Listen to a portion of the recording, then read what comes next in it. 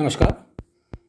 आज हम प्राचीन भारतीय इतिहास जानने के साधनों में सिक्कों से इतिहास कैसे लेखन होता है, सिक्कों से हम इतिहास कैसे लिखते हैं, इसके बारे में हम जानकारी प्राप्त करेंगे। जैसा कि मैंने आपको इससे पहले आपको समझाया था कि जो पुरातात्विक साधन होते हैं उसमें ज़मीन के ऊपर या अंदर जो वस्तुएं प्राप्त होती हैं उनसे इतिहास लिखने की एक कोशिश की जाती है।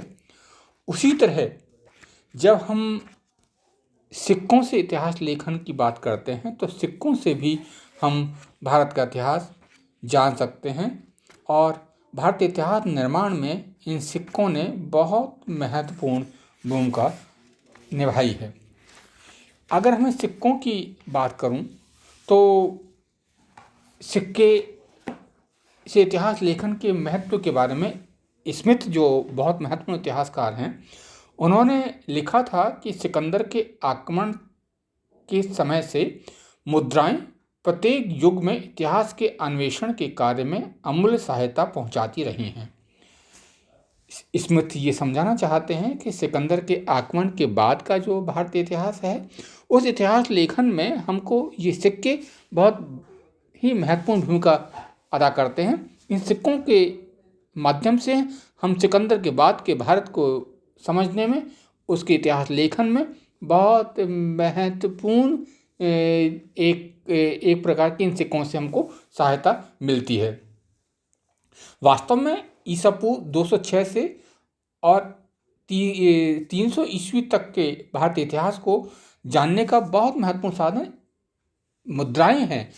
इस युग में हमको बहुत बड़ी मात्रा में क्योंकि मुद्राएं प्राप्त होती हैं, इसलिए इस युग का इतिहास हमको इन मुद्राओं के माध्यम से ही लिखना पड़ता है। इंडो पार्थियन और बैक्ट्रियन लोगों के इतिहास जानने का तो प्रधान साधन ये मुद्राएं हैं। यानी कि अगर हम इंडो पार्थियन और बैक्ट्रियन लोगों के इतिहास को जानने का प्रयास करें तो उनको जानने के लिए हमको इन मुद्राओं की सहायता ही लेनी पड़ती है, क्योंकि इनकी बहुत सी मुद्राएं हमको प्राप्त होती है। मुद्राओं से हमें बहुत महत्वपूर्ण जानकारी प्राप्त होती है। कहते हैं कि सिक्कों पर लेख लिखवाने का काम यवन शासकों ने किया था। उन्होंने सोने के सिक्के भी ढलवाए थे। प्राचीन भारत के जो हमको सिक्के प्राप्त हुए हैं उनको आहत सिक्के या पंचमार्क सिक्के कहते हैं। प्राचीन भारत में हमको जो सिक्कों के लिए शब्द प्राप्त होता है उसमें काकर्षण शब्द मिलता है। पुराण में हमको सिक्कों के लिए धारण शब्द मिलता है, शतमान शब्द मिलता है। ये यानी कि काकर्षण, पुराण, धारण, ये सब सिक्कों के लिए प्राचीन भारतीय साहित्य में प्रयुक्त होते थे। अब आइए कि हम इतिहास से लेखन कैसे करते हैं। सबसे महत्वपूर्ण बात है कि मुद्राओं पर अंकित तिथियों से हम इतिहास में काल निर्धारण का काम करते हैं।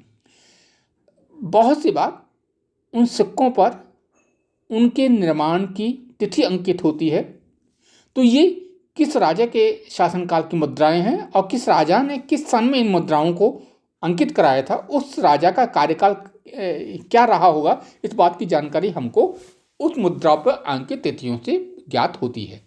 मतलब है कि मुद्राओं से इतिहास लेखन में एक जो महत्वपूर्ण जानकारी प्राप्त होती है वो है उस पर अंकित तिथियां। उस पर अंकित तिथियों से हम उसमें काल निर्धारण जैसी महत्वपूर्ण जानकारी प्राप्त कर सकते हैं।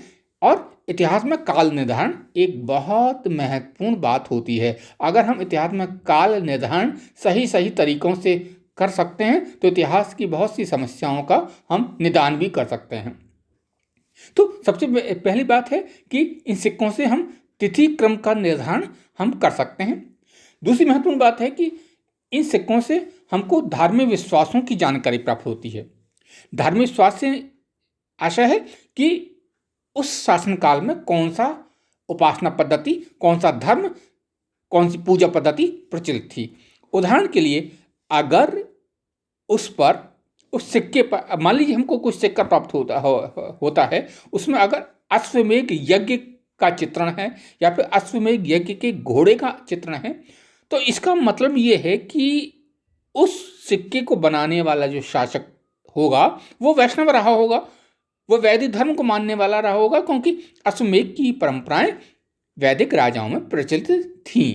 तो उस राजा के धार्मिक विश्वास की जानकारी हमको उस सिक्कों से प्राप्त होती है। मान लीजिए अगर उन सिक्कों में महात्मा बुद्ध की प्रतिमा मिलती है या कोई बौद्ध अवशेष हमको मिलता है, बौद्ध चिन्ह मिलता है, तो इसका मतलब ये है कि जिस भी शासक ने उन सिक्कों को ढलवाया होगा उस शासक का धार्मिक विश्वास बौद्ध धर्म में रहा होगा।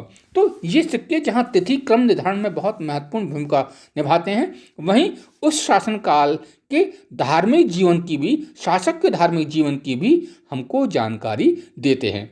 तो सिक्के जहाँ तिथि क्रम में बहुत महत्वपूर्ण होते हैं, वहीं धार्मिक जानकारी, धार्मिक विश्वासों की जानकारी भी हमको प्रदान करते हैं।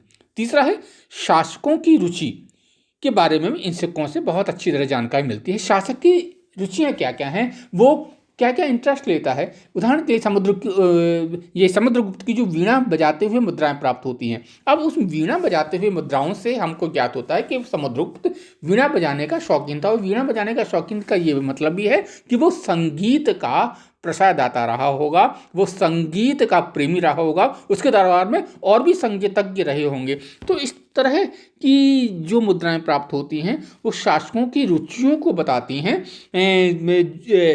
शासकों की जो इंटरेस्ट के विषय हैं उनको ये इस तरह की मुद्राएं हमें जानकारी देती हैं।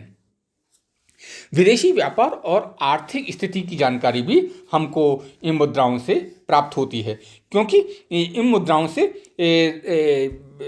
जो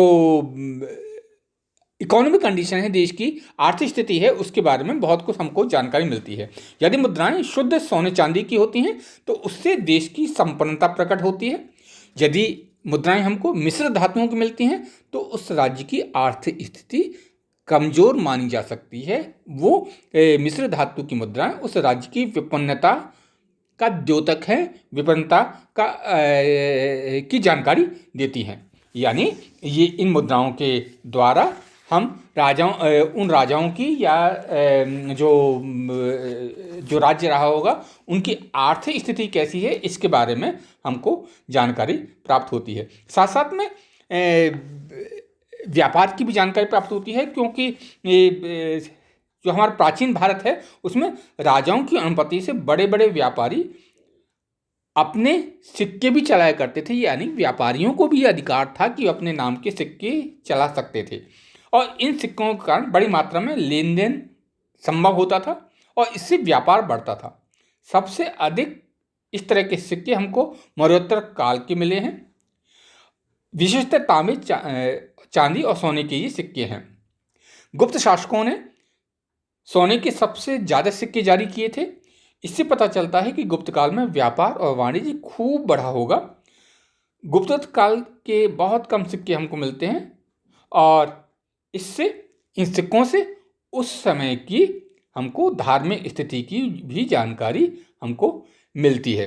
तो ये सिक्के हमको शासकों की रुचियों के बारे में बताते हैं, उनके विदेशी व्यापार और आर्थिक स्थिति के बारे में भी बताते हैं, और विशेष रूप से उस काल की जो कला है उसके बारे में भी हमको बताते हैं।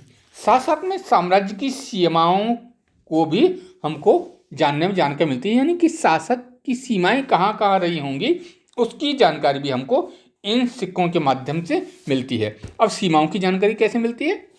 यानी ये कि किसी शासक की मुद्राएं जिन प्रदेशों में पाई जाती हैं तो ये अनुमान लगाया जाता है कि उस शासक की सीमाएं उस राज्य तक रही होंगी। दूसरे अर्थों में अगर हम कहें कि मान लीजिए किसी शासक की सीमाएं अगर हमको अफगानिस्तान तक हमको प्राप्त, किसी राज्य की मुद्राएं, किसी राजा की मुद्राएं अगर हमको अफगानिस्तान तक मिलती हैं तो इसका ये मतलब भी हो सकता है कि उस राजा की सीमाएं, उस राजा का जो साम्राज्य है वो अफगानिस्तान तक विस्तृत रहा होगा। तो जहाँ जहाँ ये मुद्राएं हमको मिलती हैं उन मुद्राओं के आधार पर उन शासकों की सीमाओं का भी हम निर्धारण कर सकते हैं। और कई बार ये सिक्के हमको नवीन तथ्यों की भी जानकारी देते हैं। इतिहास में बहुत सी ऐसे अनजान जानकारी होती हैं जिनके बारे में इतिहासकारों को जानकारी नहीं होती। अगर ये सिक्के हमको मिलते हैं तो उन सिक्कों से हमको नए तथ्यों की भी जानकारी मिलती है, नए शासकों की भी जानकारी मिलती है, और नए वंशों की भी जानकारी इन सिक्कों से मिल जाती है। तो सारांश में ये सिक्के भारतीय इतिहास निर्माण में बहुत महत्वपूर्ण योगदान देते हैं। उदाहरण के लिए मैं कहूँ कि समुद्रगुप्त और कुमारगुप्त की अश्वमेध शैली की मुद्राएं हमें अश्वमेध यज्ञ की सूचना देती हैं। सातवाहन शासक जो सातकर्णी है उसकी एक मुद्रा पर जलपोत का एक चिन्ह है, और ये जलपोत उसके बारे में ये बताता है कि शायद वो समुद्र विजय के अंदर भी विश्वास रखता होगा, यानी कि उसने समुद्र के जो राज्य हैं, जो भारत की सीमाओं के बाहर जो अन्य राज्य हैं, उनके ऊपर भी विजय प्राप्त की होगी। चंद्रगुप्त द्वितीय के हमको व्याज शैली की हमको मुद्राएं मिलती हैं जो कि इस बात की सूचना देती हैं कि उसने शकों पर विजय प्राप्त की थी। इसके साथ साथ जैसे कि मैंने अभी आपको उल्लेख किया था कि इंडो सीथियन इंडो यूनानी शासकों के सिक्के हमको बहुत मिले हैं।